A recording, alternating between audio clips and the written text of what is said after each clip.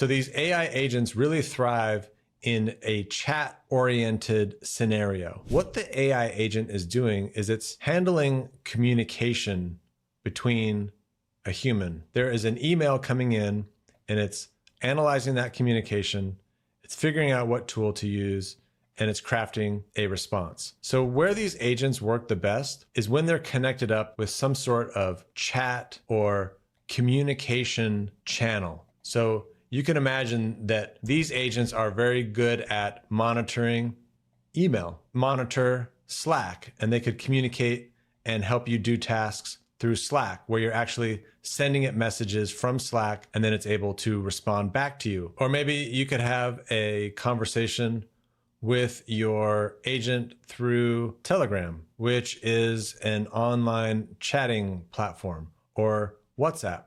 So let's imagine you're on the go, you're in your car and you don't have access to a screen. You don't want to have to look at anything. You can just open up your Telegram or WhatsApp or your Slack app and you could just ask it, hey, could you quickly send an email to so-and-so? And in that case, instead of using Gmail, this would be, consider this being Slack or Telegram or WhatsApp. You could send in a message and you could say, hey, could you send an email to my wife that I'm going to be late, right? So now I don't have to actually open up an interface or look at anything.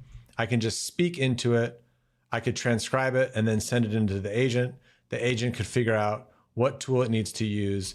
It could craft the proper response and send that out the other end and execute that. So these AI agents really thrive in a chat-oriented scenario. Or let's say you're out and about and you open up your Slack app and you say, hey, add a reminder to my calendar that I need to pick up the groceries on the way home from work. That way I can take that message and then it could figure out which tool to use. It could add it to your calendar and then it could respond back to you saying, hey, I took care of that for you. AI agents are good at monitoring human communication, figuring out what is the purpose of this message. It reviews all of it, sums it up, picks the right tool, figures out what that tool needs to succeed. If you're sending an email, not only does it need to know that you need to send an email, but it needs to know who to email. So the agent is able to communicate back and forth to figure out these different pieces of information so it can solve the problem and respond through human natural language communication.